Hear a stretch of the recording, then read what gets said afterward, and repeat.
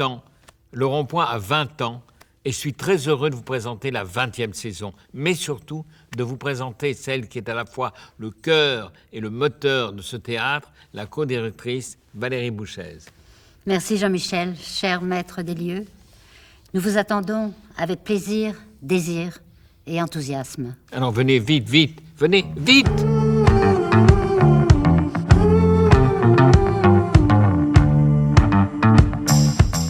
L'ombre étouffante de cette pandémie imbécile et mortifère s'éloigne. Enfin, il fait jour. Et nous allons aussitôt en profiter pour ouvrir toutes nos salles, toutes nos scènes, la librairie, le restaurant. Ce sera suivi le 7 septembre d'une soirée de fête, de plaisir, d'acrobates, de danseurs, de magiciens qu'a concocté Catherine Logier. Et ça sera soutenu par cette magnifique mutuelle qui s'appelle la MGEN, qui soutient le sport et la culture. Et surtout, nous allons commencer dès le 3 septembre par un grand spectacle qui me concerne un peu, puisque c'est ma prochaine pièce qui s'appelle « J'habite ici ». Dans la lignée de Muséo Musée-Bas, de Théâtre sans animaux, Jean-Michel Ribes compose une fresque colossale, une épopée humaniste, une fable joyeuse autour du monde d'aujourd'hui, un poème engagé, intitulé « J'habite ici », avec pléthore de personnages interprétés par 10 comédiens. Pour autant d'humanité éclatée, tout se joue au pied d'un immeuble, tous virevoltent autour d'une concierge nommée Janine, et cette concierge, c'est Annie Gregorio. Je me suis de suite identifiée au personnage de Janine, la concierge, et je me suis balancée dedans et je me suis vue. Je pense que Janine, elle va bien aimer Annie, mais Annie, elle aime bien Janine. Elle aime bien ressembler. J'aimerais bien ressembler de temps en temps à Janine. Voilà. Il y a des qualités humaines que j'aime beaucoup. Je me suis projetée et je me suis vue. Je sais déjà à peu près comment ça va se dérouler. Et puis tous ces personnages autour, puis franchement un immeuble, il y a de quoi faire, puisque ça se passe dans un immeuble avec plein de familles, plein de gens, et c'est savoureux. C'est comme un village, voilà, il y a les bonnes personnes, les mauvaises personnes, il y a de tout pour faire un monde. Ça a du poids quand même, oui. Ça va provoquer, mais ça va faire rire, et puis c'est chouette quand on nous fait rire sur scène, même si on se sent attaqué, si les gens se sentent concernés, ils rient, ils disent, ben oui, voilà, le spectacle ça sert à ça, on dit, ben oui, je suis comme ça, mais on rit volontiers de soi. Comme il dit, l'humour, ça sauve de tout. Ça, c'est son premier truc, l'humour. Et c'est très politique, ça dit des choses parce que c'est quelqu'un qui n'a pas la langue dans sa poche et qui dit des choses formidables à travers un spectacle, dans son langage à lui.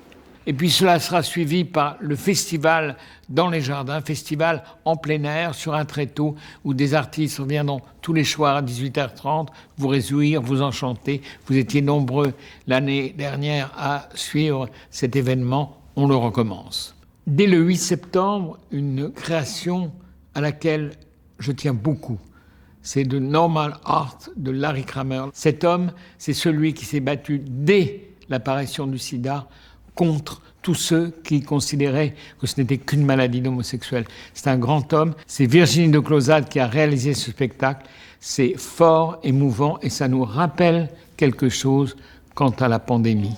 Donc Larry Kramer, quand il écrit cette pièce, donc toujours en 1984, il est vraiment persuadé que les homos ne survivront pas au sida et que les États vont les laisser mourir. Donc il écrit cette pièce de façon testimoniale en disant, voilà, si quelqu'un s'intéresse à notre cause en creux, hein, c'est ça, dans 10 ans, dans 20 ans, dans 100 ans, ben voilà ce que nous, on aura vécu. On aura vécu ça et on ne sait pas ce qui s'est passé. Et après 85, quand la pièce est à Broadway, il invente un truc donc, que le monde entier connaît, qui s'appelle ACT UP. Et ACT UP a quand même changé la façon de faire du militantisme absolument partout sur la planète. Il n'y a plus un seul militant aujourd'hui qui fait une action sans penser presse, photo, Instagram, réseaux sociaux. Ben ça, c'est Larry Kramer. On va faire ça de façon extrêmement simple. Les acteurs vont être sur scène. Il y a des éléments qui vont les soutenir dans leur jeu, les aider dans leur jeu. Mais l'idée, c'est que vous vous asseyez dans la salle, on ne vous prend pas la main et on vous relâche 1h30 plus tard, normalement bouleversé.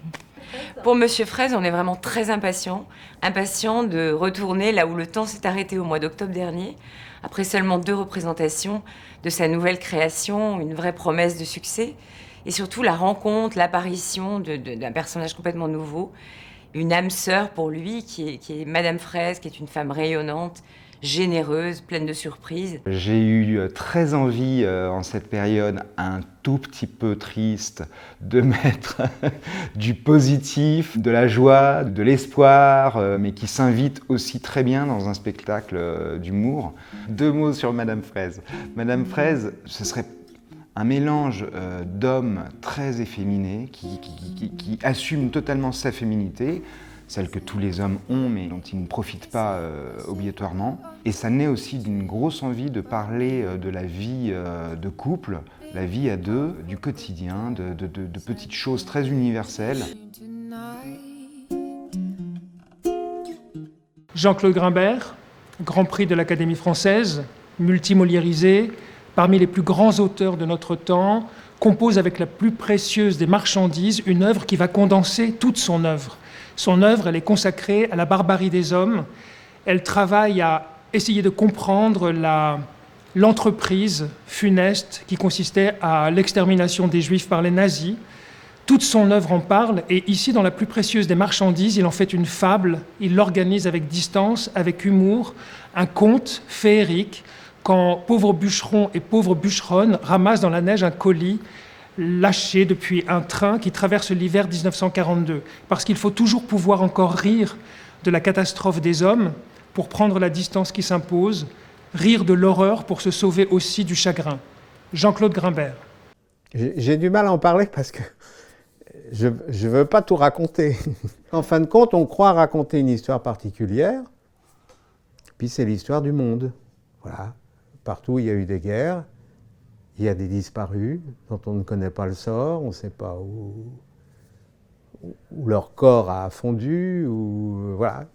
Donc, les spectateurs doivent pouvoir se glisser dans ces histoires sans qu'on leur dise il s'agit de la déportation, il s'agit d'Auschwitz, qui fait que les gens ont d'abord l'impression qu'ils connaissent tout là-dessus, alors que bien entendu, personne ne connaîtra tout là-dessus et qu'on ne peut pas le raconter, et qu'en même temps, il faut donner envie puisqu'on n'interdit pas encore aux gens de faire des enfants, il faut donner envie, non pas de faire des enfants, mais une fois qu'on en a, de leur donner des raisons de vivre. Et les contes servent à ça.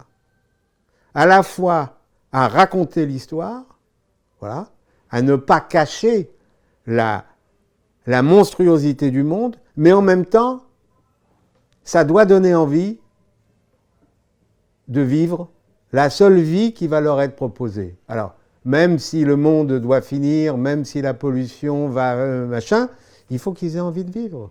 Avec la complicité de Stéphane Fuenquinos, elle revient interpréter Noir au Théâtre du Rond-Point, un immense succès la saison passée, un portrait de Claudette Colvin qui a bouleversé l'histoire des Noirs aux États-Unis. Elle vient jouer l'assignation, une conférence ludique autour des rôles assignés, du Maurras lui-même, de tous les conditionnements qui ont la peau dure. Elle vient investir le lieu avec des concerts, des performances, des rendez-vous, des affrontements. C'est une artiste associée au Rond-Point, Tania de Montaigne. Que fais-je au Théâtre du Rond-Point en 2021-2022 ? Déjà, je fais l'invité. Donc ça veut dire que j'aurai des exigences énormes, comme tous les invités. Et j'irai dans tous les espaces possibles de ce théâtre. Et je m'assierai, puisque je suis invitée. Donc ça veut dire que j'ai le droit d'aller où je veux. Et comme je suis invitée, mais que j'aime bien inviter aussi des gens, en fait, l'idée, c'est que pendant 3 semaines, je vais essayer de vous présenter tous les gens que j'aime bien. Alors, soit des gens sur lesquels j'ai écrit, comme dans Noir, mais ça peut être aussi des gens dont j'admire le travail et que j'invite soit à venir parler, soit à venir chanter. Enfin voilà, l'idée c'est si on peut faire la fête pendant 3 semaines, c'est bien. On reprend Noir pour quelques dates et ça c'est quand même assez génial de ramener cette pièce à la maison. On crée l'assignation et puis on va faire de la musique aussi parce que quand même ça adoucit les mœurs. Donc pareil, je vais inviter des musiciens que j'aime beaucoup à venir chanter avec moi et jouer. concert. Et puis, j'invite aussi une dame que j'adore à venir discuter avec moi. Et ça, elle a dit oui, donc ça, c'est super. Une rabbine, parce qu'on manque de rabbines en ce moment. J'ai proposé à Delphine Horviller qu'on fasse une discussion croisée et elle a dit oui. Donc ça, c'est quand même un beau cadeau aussi, quoi. C'est le moment d'un rendez-vous auquel le public est maintenant habitué. C'est un focus autour de la magie, avec 3 artistes. Ce qu'on aime au Rond-Point, c'est de montrer la magie dans toutes ses métamorphoses, dans toutes ses dimensions. Jenan est un magicien des cartes, un prodige, une sorte d'inventeur absolu. Il est d'ailleurs le maître de toute une génération de magiciens. Et c'est avec sa complice, Anne Artigaud, complice et metteuse en scène, qu'ils ont inventé une forme totalement nouvelle de métamorphose stupéfiante où les cartes s'emparent de nous. Ensuite, comme nous aimons la magie sous toutes ses formes, c'est Thierry Collet. Thierry Collet, avec sa compagnie Le Phalène, c'est un magicien 2.0. Entre mentalisme et performance polymorphe, il propose un monde nouveau, mental et mystérieux, avec une magie furieusement contemporaine qui joue avec les codes de notre hyperconnexion, à la fois drôle et virtuose. Les nouvelles technologies sont ici un prétexte à réveiller nos esprits critiques, où le magicien pactise avec d'étranges machines. Attention, il est possible qu'il se cache dans votre portable. Ouh, c'est le bruit des loups. Mais le bruit des loups, c'est un spectacle qui agit dans le merveilleux, dans la magie. C'est un spectacle d'Étienne Saglio, un magicien exceptionnel qui est auteur associé du Rond-Point.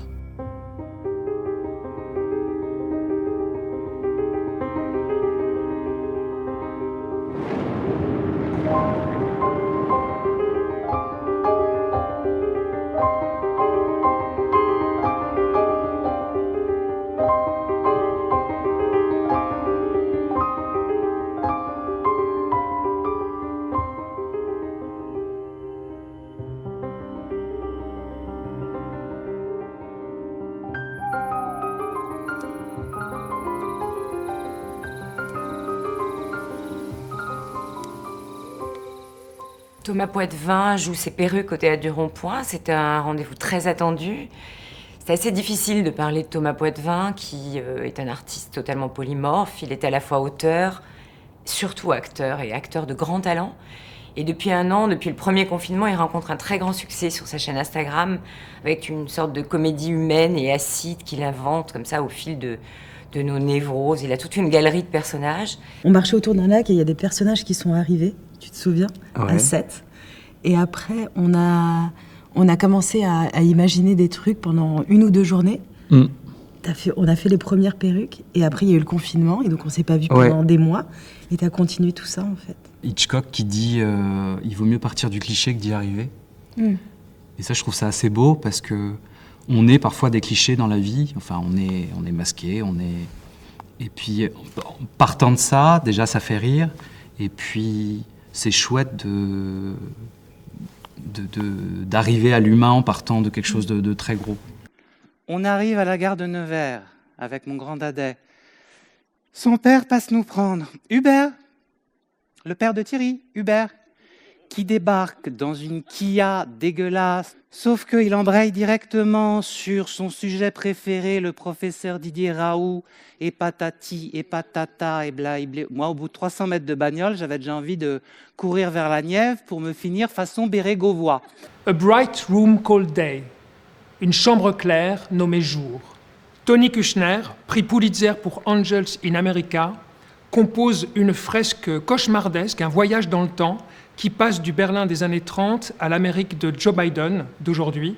Dans ces 2 mondes qui se croisent et qui se télescopent, un groupe de jeunes gens, des artistes, des intellectuels, refusent de voir advenir le fascisme. Ils n'y croient pas. Dans son désir d'un théâtre généreux et populaire, Catherine Marnas organise un cabaret méchamment drôle, cruel, brûlant, pour observer de près l'élan glissement des démocraties vers les régimes totalitaires. Hélène, cette femme magnifique qui, à 5 ans, chope un staphylocoque qui va attaquer son corps pendant toute son existence, et en même temps, elle va être affrontée à sa famille, où mensonges et secrets vont se mêler et rendre aussi son existence difficile. Cela dit, malgré tous ces poids, toute cette pesanteur, elle va avoir un tel désir de vivre que personne ne pourra soupçonner la souffrance qu'elle maintient et qu'elle contient. C'est un très beau récit de vie dont Marie Raymond s'est emparée, qu'elle va jouer et mettre en scène. C'est une sorte d'hymne à la résilience et ça nous prouve que rien n'est jamais perdu. Ce qui m'a donné envie d'adapter le podcast et de raconter cette vie d'Hélène, c'est déjà la rencontre avec Hélène, que je connaissais de l'époque d'André, qu'on a joué ici. Et je ne connaissais pas du tout son histoire. C'est elle qui m'a parlé de ce podcast. Et en l'écoutant, c'est vrai, quand elle m'a parlé de l'idée d'en faire un spectacle, j'ai dit oui dans la seconde, parce que j'y ai retrouvé ce qui, moi, me touche beaucoup. C'est une histoire très singulière. C'est son histoire, son combat. Mais ça croise, ça mêle ces questions de combat physique et en même temps de quête un peu d'identité, où elle essaye de rassembler le puzzle de sa vie. Et c'est vrai que je choisis souvent des supports qui ne sont pas des pièces de théâtre. Mais je n'avais jamais... l'idée d'adapter un podcast, ça, j'avais jamais essayé. Et je trouve que c'est très intéressant parce que l'origine de la prise de parole est très différente. C'est-à-dire que souvent, si on part d'un livre ou d'une œuvre où quelqu'un a construit presque un discours dans un objectif de le dire, là, Hélène, elle répond à des questions, mais en répondant, elle prend des chemins de traverse parce que ça lui évoque un souvenir, du coup, l'endroit de la parole, l'endroit même de l'émotion, du surgissement, des fois elle est surprise par ce qu'elle dit, enfin, tout ça c'est passionnant. Évidemment, l'incarnation de ça sur un plateau, là pour l'instant on entend une parole qui est déjà formidable si on entend la parole d'Hélène. Qu'est-ce que le théâtre peut amener de plus par l'incarnation de Marie? Il y a la voix, la parole d'Hélène, là il y aura le corps, la voix de Marie, et que cette résonance, ce lien qu'elle tisse avec le récit soit le plus précis, beau, émouvant possible. Élise Noireau hisse l'autofiction au rang de grand art et de comédie supérieure. Dans Le champ des possibles, elle raconte une sortie de route, comment elle quitte l'adolescence et son village de Poitou pour rejoindre Paris et devenir comédienne. Son rêve va se réaliser, mais il sera semé d'embûches, d'embuscades, de catastrophes. Dans Le champ des possibles, elle dresse tous les portraits truculents, succulents, drôles, tragiques, catastrophiques des personnages qu'elle rencontre et qui vont faire d'elle ce qu'elle va devenir. Elle interprétera aussi La banane américaine et Pour que tu m'aimes encore, qui sont les deux spectacles précédents qui racontent sa sortie de la petite enfance et sa sortie de l'enfance.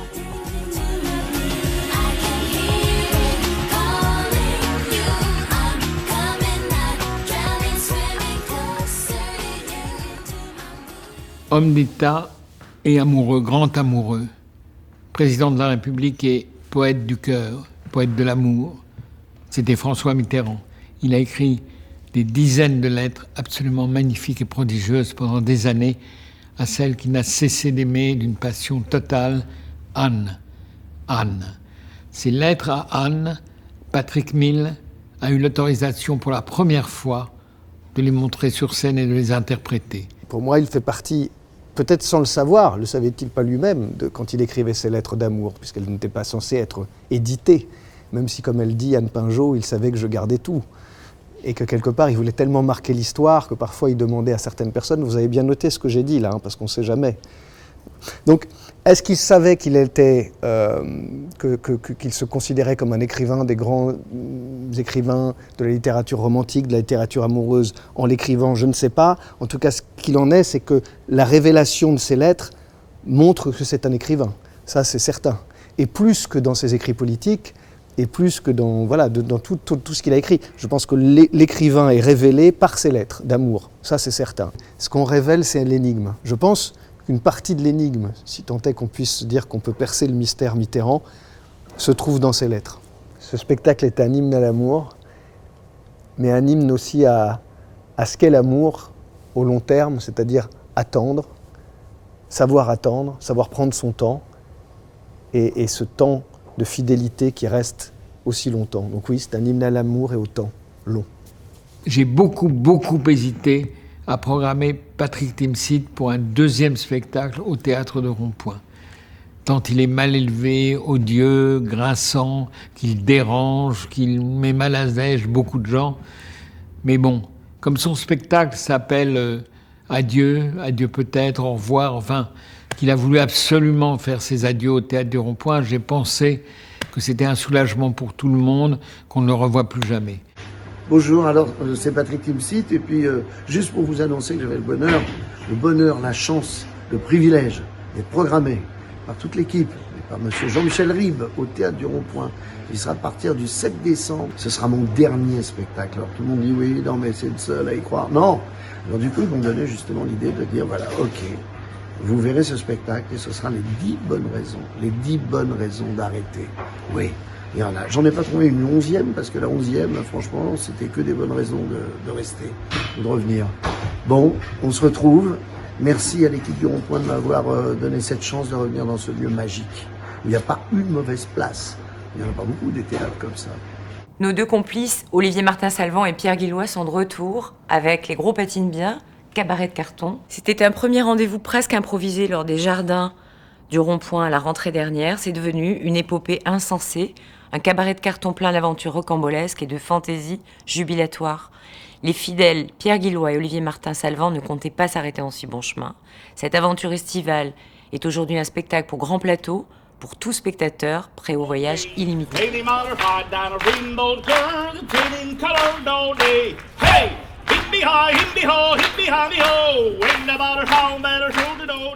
La comédienne Sarah Giraudot porte ce projet depuis longtemps. Le portrait d'une femme enfermée, séquestrée, privée de tout repère par un homme. Cet homme, c'est Franck, interprété par Patrick d'Assumpção. Sarah Giraudot commet en scène avec Renaud Meyer ce texte de Pierre Tréhardy. Il s'agit d'un duel, d'un rêve ou d'un cauchemar, d'un enfermement, les dernières heures de la séquestration, avant la liberté, avant l'envol de l'oiseau. C'est le portrait d'une femme aux prises avec sa propre folie. Le syndrome de l'oiseau, c'est la dernière heure d'une séquestration qui a duré 18 ans. Nous arrivons sur cette dernière heure avant une certaine libération. Donc on vit en direct ce qui va se passer. Ah, tu sais que j'aime être dans tes bras. Ouais. Puis t'as préparé quelque chose? Bah, c'est bien. La purée.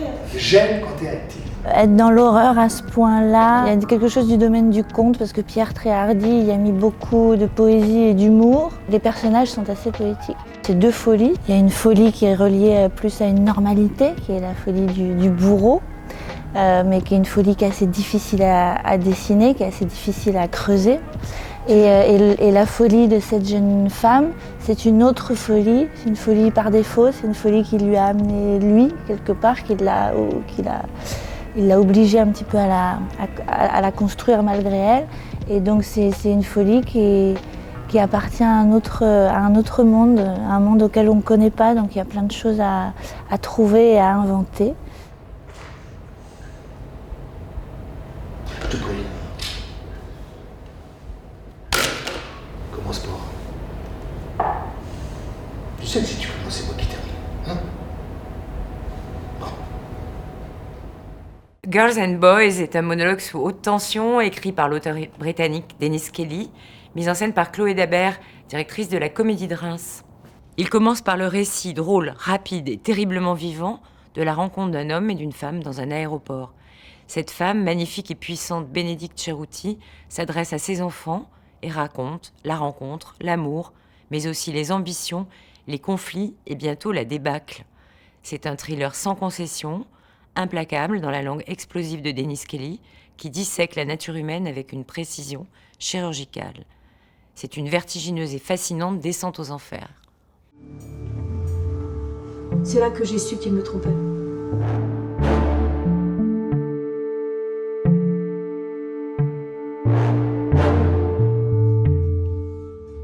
Léane ? Léane ? Léane ? Vous avez pas vu une petite fille? Non, elle était là, elle était juste là.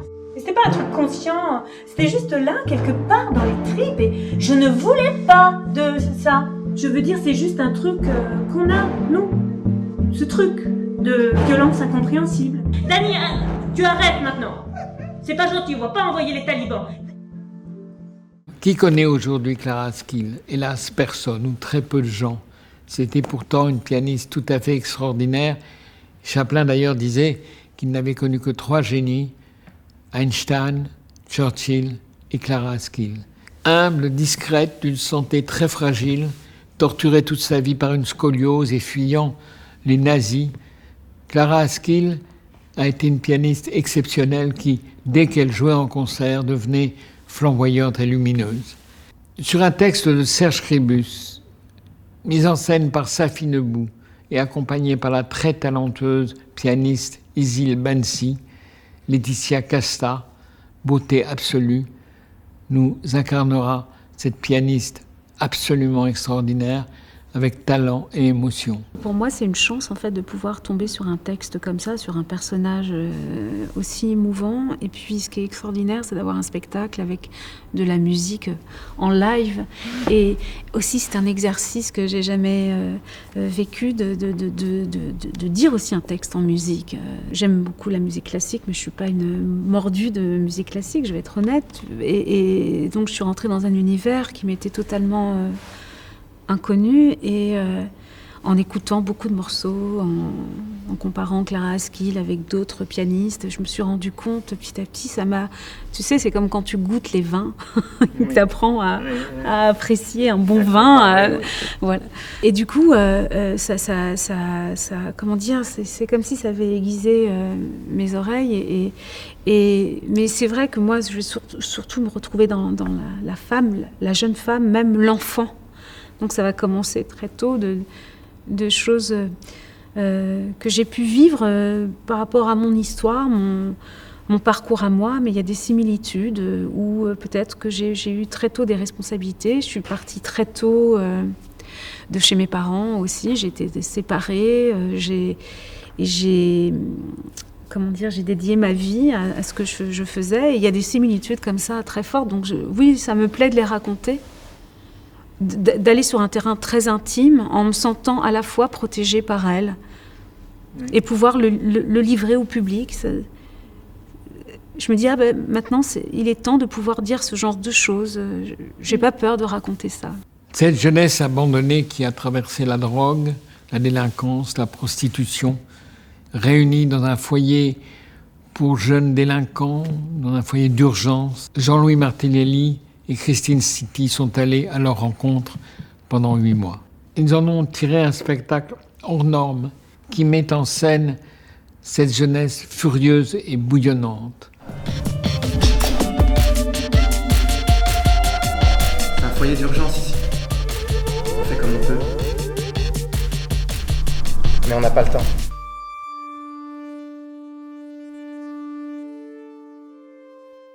Crise sanitaire, relents xénophobes, élections à venir, détraquement climatique, explosion des inégalités, la manifestation citoyenne, nos disques sont rayés pour sa 5e édition, toujours organisée et initiée par Jean-Daniel Magnien, directeur littéraire du Théâtre du Rond-Point, réunis pendant 10 jours des artistes, des activistes, des intellectuels, des penseurs, autour d'une question brûlante, que demandent les peuples ?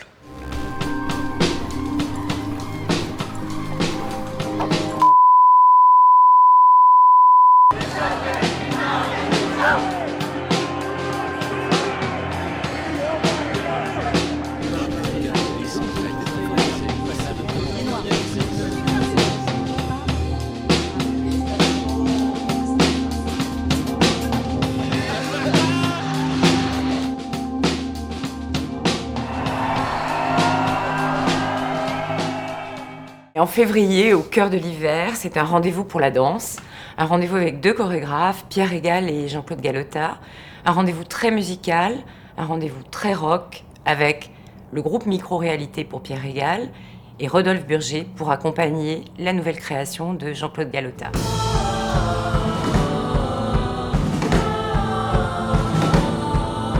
Avec son nouveau spectacle, Même, Pierre Régal fait entrer la comédie rock à son répertoire. Il écrit, met en scène, il danse, il chante. Il signe une comédie musicale pour apporter la preuve qu'ici rien n'est pareil, que le même n'existe pas, que la duplication est impossible. Le monde qui se déploie ici se déplace sans cesse, avec ses codes, ses repères nouveaux.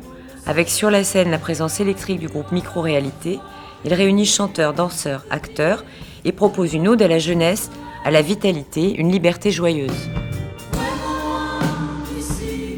Pour le jour se rêve, Jean-Claude Galota est en bonne compagnie avec le compositeur Rodolphe Burger et la plasticienne Dominique Gonzalez Forster, qui invente un monde de masques et de lumière. Cette nouvelle création est une évocation, ou plutôt non, une rencontre avec les grandes figures new-yorkaises de la modern dance, Cunningham, Cage, Rauschenberg. Ça brille, ça vibre et emporte les 10 danseurs dans un corps à corps avec la ville, les sensations et les rencontres. Tout est dans le titre.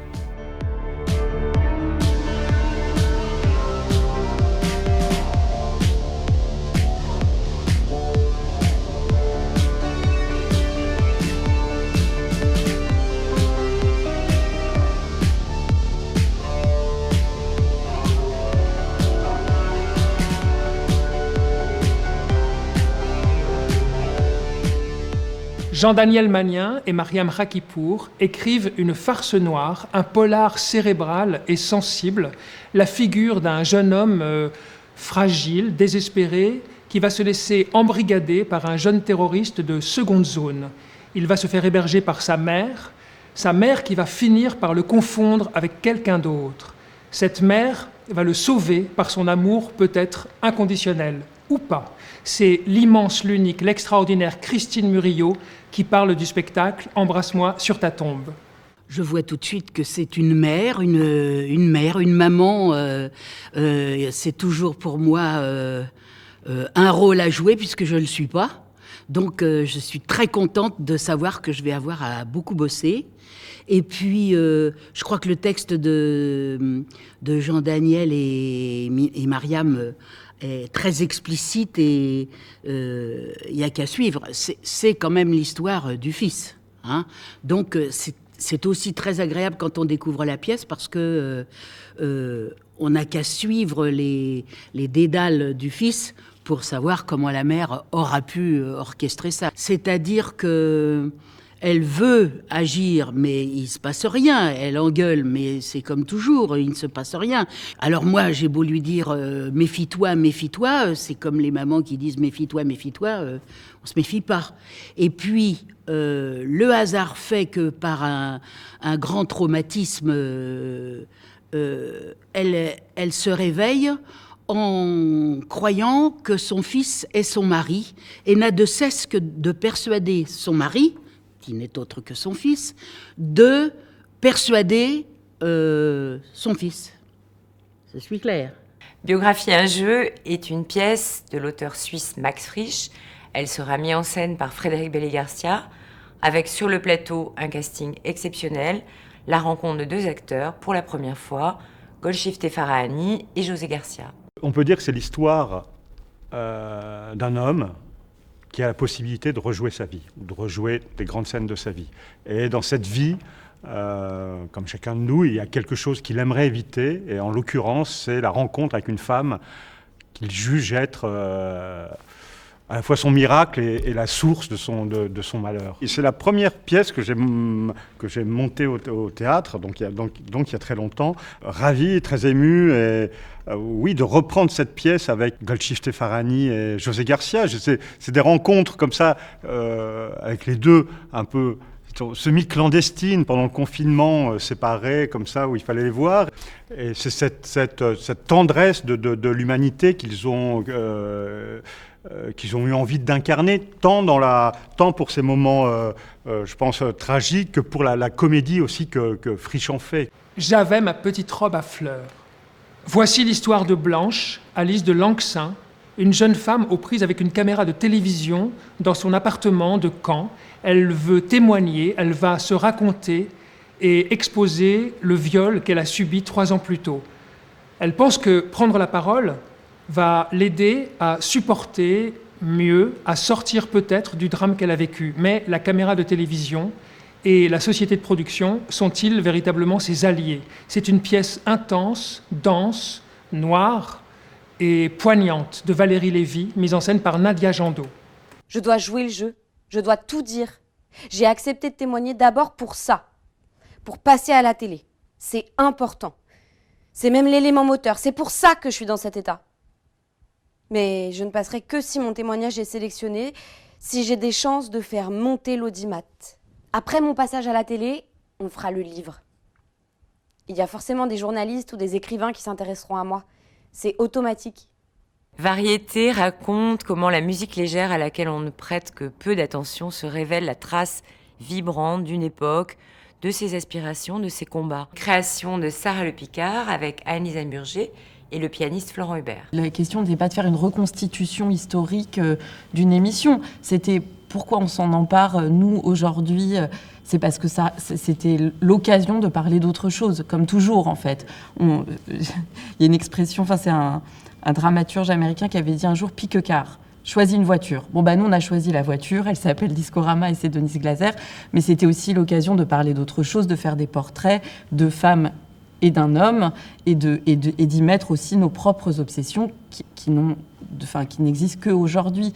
Donc c'était aussi de prendre cette voiture et puis de se mettre à la conduire à notre façon et de la raconter tout en parlant d'autre chose, en fait. Et on l'a fait même musicalement. Oui. C'était amusant aussi de faire l'exercice de style, de s'amuser à écrire la chanson yéyé, de composer la chanson plus années 80, plus façon... D'ailleurs, je sais pas, non, c'est avant Message personnel de Hardy. Ça doit être fin 70. Ouais. En tout cas, voilà, on s'est amusé à suivre aussi les styles, mais le fait même que c'est écrit par nous fait que sans doute quelque chose d'aujourd'hui s'y trouve. On réinterprète, on réinvente ce matériau. Christophe Alévèque, cette année, plaide pour les vieux cons. Il les trouve magnifiques, il les trouve beaucoup plus sensés, beaucoup plus modernes presque que les jeunes cons. Je ne sais pas s'il a raison. En tout cas, lui, c'est un vieux con très doué et très amusant. Le vieux con de maintenant, moi je pense que c'est un libre penseur qui veut disposer de sa vie et de sa mort, surtout impunément. Donc voilà, et je vais pendant le spectacle tenter d'expliquer le monde à mon fils de 4 ans. Le néo-vieux con, parce que tout est néo maintenant, hein, donc c'est exactement ça. C'est l'empêcheur de tourner en rond. C'est celui qui va dire le progrès... d'accord, c'est génial, hein, mais celui qui a inventé le marteau a inventé le doigt écrasé aussi. Ne l'oublions jamais. Portrait Avdon Baldwin est une création d'Élise Vigier qu'elle a coécrit avec l'auteur Kevin Kayes à partir d'entretiens imaginaires entre les deux artistes, Richard Avedon et James Baldwin. James Baldwin et Richard Avedon ont grandi ensemble dans le Bronx. Ce sont deux artistes incontournables de la deuxième moitié du XXe siècle, deux artistes américains aussi dissemblables que possible. L'un est écrivain noir homosexuel, l'autre est photographe, blanc, juif, tous les deux célèbres, tous les deux de tous les combats. Ils se retrouvent ensemble pour composer l'album Nothing Personal, un ouvrage de portrait de l'Amérique, qui fut comme un pavé dans la mare, pointant le malaise profond d'une société en prise avec les combats pour les droits civiques et toutes les inégalités. Ils s'affranchissent des dictates, ils mènent chacun leur combat avec leurs armes, l'écriture pour l'un, la photographie pour l'autre, entre témoignages, documentaires et fiction, mais aussi rire, images et musique. Ce duo magnifiquement interprété par Jean-Christophe Folly et Martial Di Fonzobo est une invitation à réfléchir sur le monde d'aujourd'hui.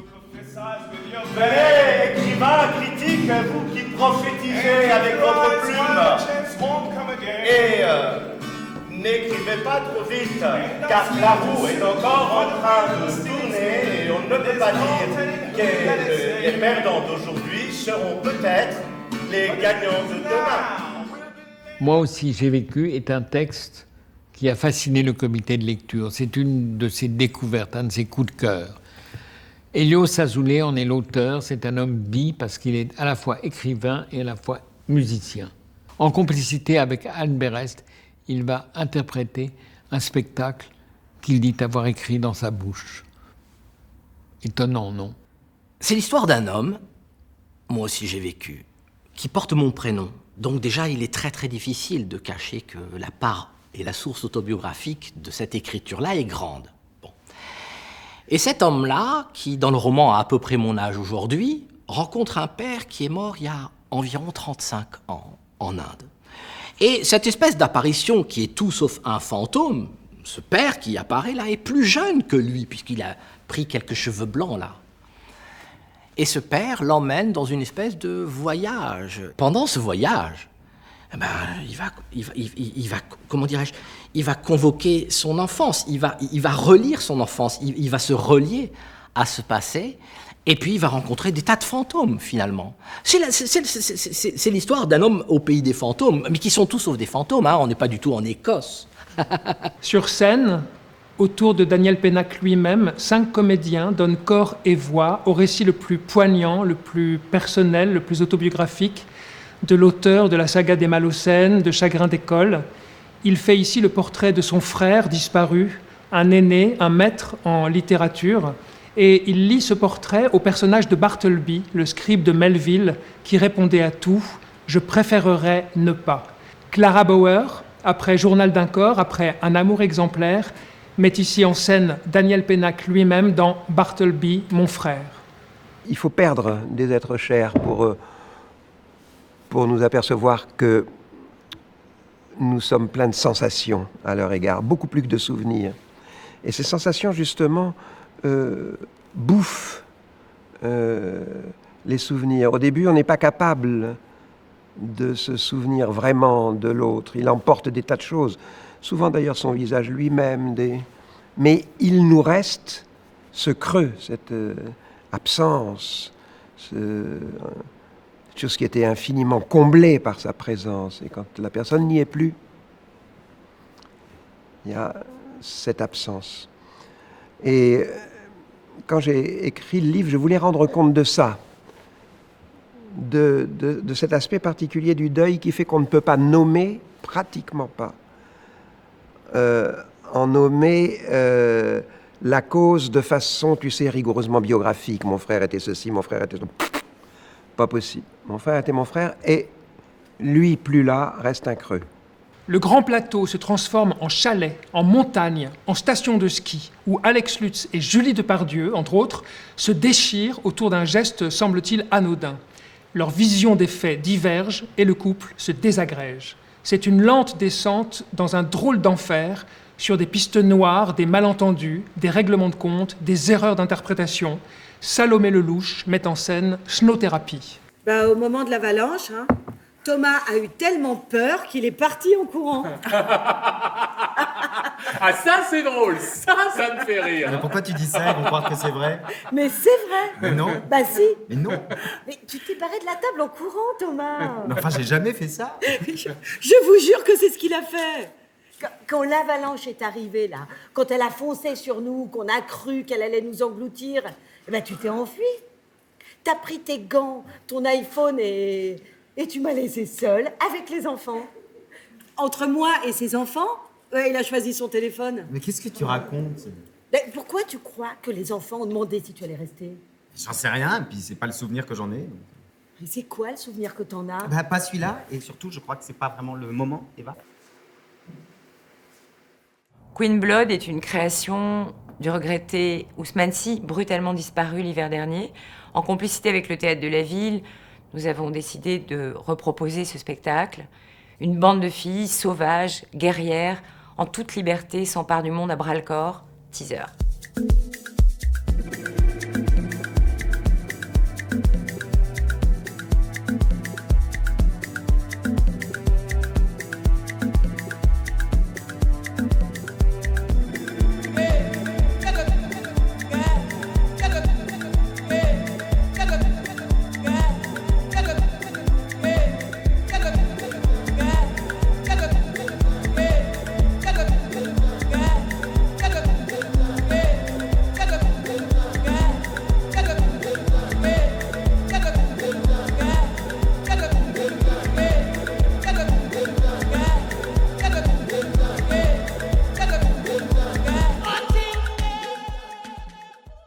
C'est un cauchemar, une tragédie sociale, une comédie cruelle, c'est une fable lucide, c'est un monde parfait dans lequel le citoyen reçoit une allocation de la part de l'État quand il héberge chez lui un réfugié.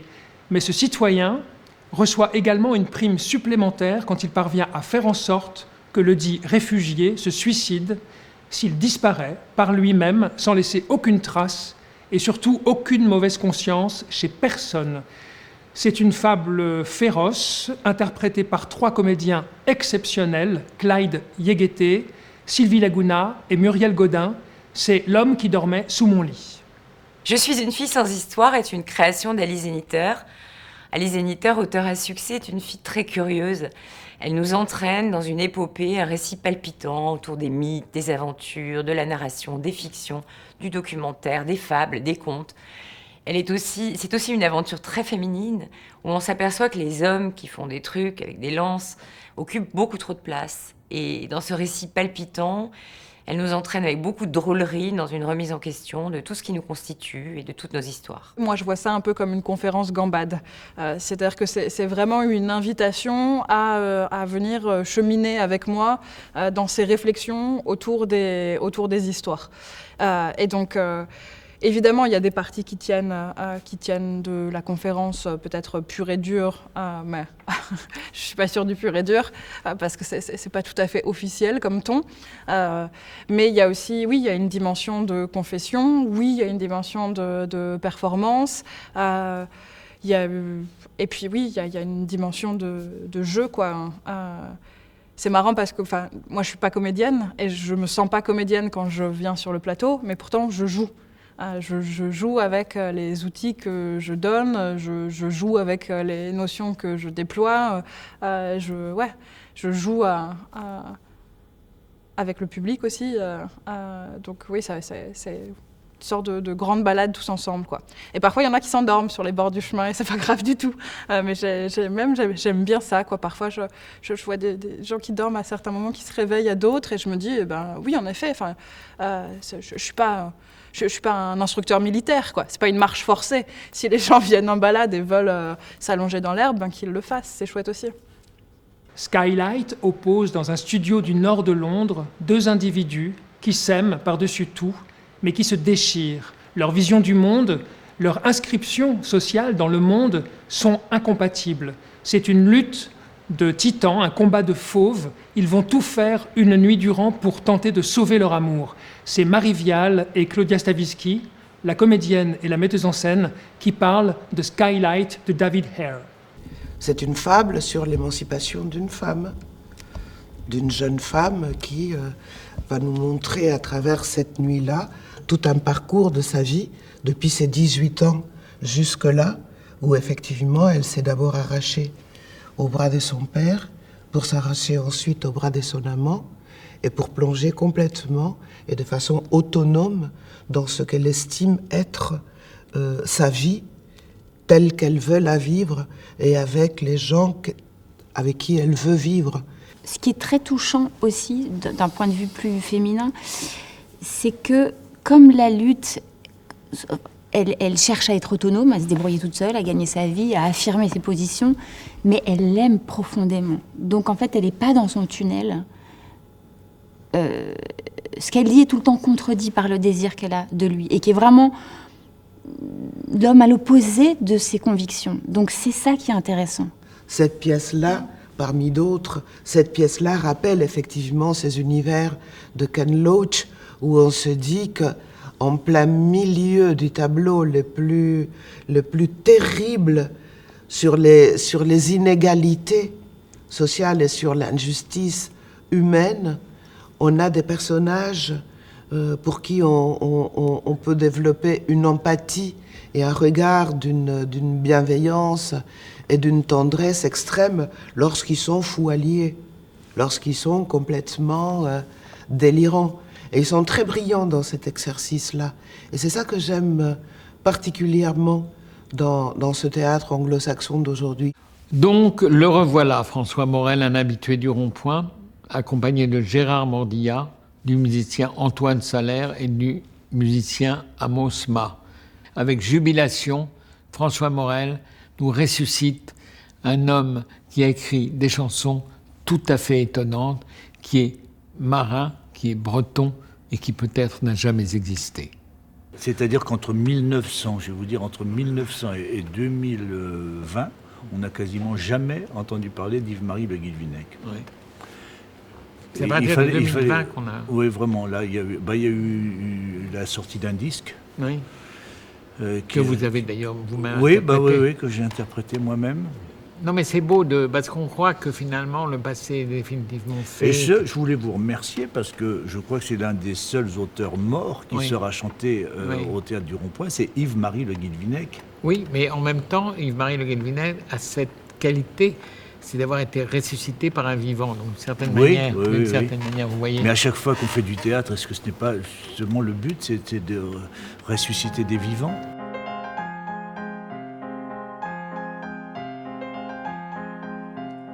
pour raconter la solitude, le vent qui souffle l'amitié, le mal de mer et l'inquiétude, le rhum qui fait tout oublier. Tous les marins sont des chanteurs, da da da dia, da dia da da da. Tous les marins sont des chanteurs, da da da di da da dia da da dia. Pour décrire la fille au village qu'on a laissé un matin gris, la vailliner sans son corsage, doux souvenir de Tahiti. Tous les marins sont des chanteurs, ba-da-da-dia, ba-dia-da-da-dia. Monsieur Le Guilvinec est un poète oublié finalement. Et... Oui, mais quand même, tout le mérite en revient à François Morel, parce que c'est un dimanche à Saint-Lunaire, un vide-grenier, qu'il a retrouvé là, posé par terre, une vieille revue, la Cancalaise, dans laquelle il y avait la reproduction de 12 chansons d'Yves-Marie Le Guilvinec. Donc, j'étais avec lui, nous voyons ça, la revue est abîmée, elle est tachée, elle est trouée, elle est déchirée par endroits, et en même temps, dans ce qui reste, il y a quelque chose qui est une sorte d'appel, de bras tendu dans le néant pour sortir Yves-Marie Le Guilvinec de l'oubli où il est tombé.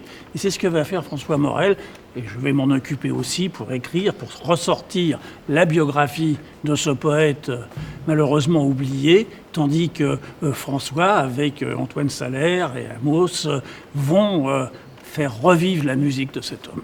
Le père et la mère se débattent dans les difficultés d'un deuil quand surgit une adolescente de 16 ans qui prétend être leur propre fille disparue 6 ans plus tôt. Les mensonges, les secrets, les non-dits, les mystères vont ressurgir. Arnaud Meunier, directeur de la MC2 de Grenoble, après Le Problème, chapitre de la chute, Je crois en un seul Dieu, J'ai pris mon père sur mes épaules, met en scène ce polar métaphysique envoûtant, cette fable noire avec Philippe Torreton et Anne Brochet. La pièce commence sur un petit mot de tous les jours, un truc quoi ? Un quoi, je crois.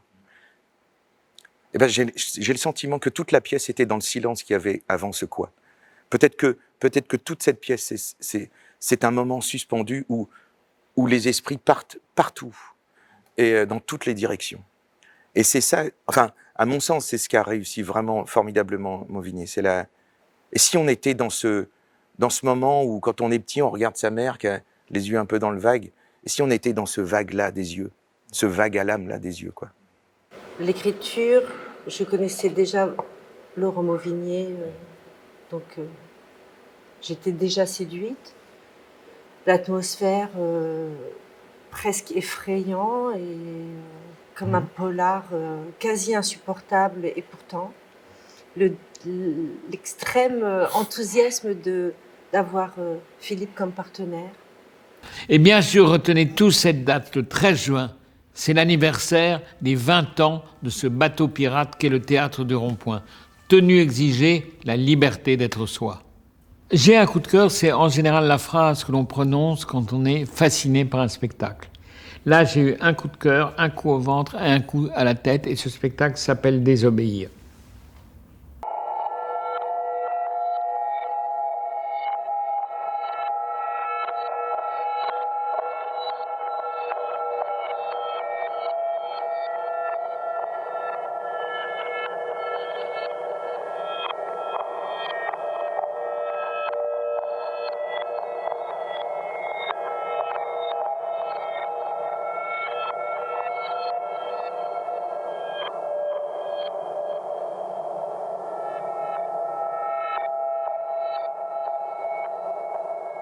Le Théâtre du Rond-Point, c'est aussi une librairie avec ses rencontres, ses rendez-vous, ses signatures. C'est un restaurant avec un bar à l'intérieur, une terrasse en extérieur. Ce sont les rencontres Télérama, c'est Télérama Dialogue. Ce sont des conférences autour de l'histoire de l'art. Ce sont des masterclass. Ce sont des rendez-vous des bords plateaux regards croisés. C'est un comité de lecture avec ses pistes d'envol. Ce sont des visites fantaisistes du lieu avec la charrette fantôme. Ce sont des podcasts tout au long de l'année. C'est 38 spectacles, des centaines de surprises et un public qu'on est très heureux de retrouver. Très heureux et très impatient. 70 personnes qui constituent cette magique équipe du Rond-Point se réjouissent de vous retrouver. Quant à moi, je vous attends et en attendant, je vous salue.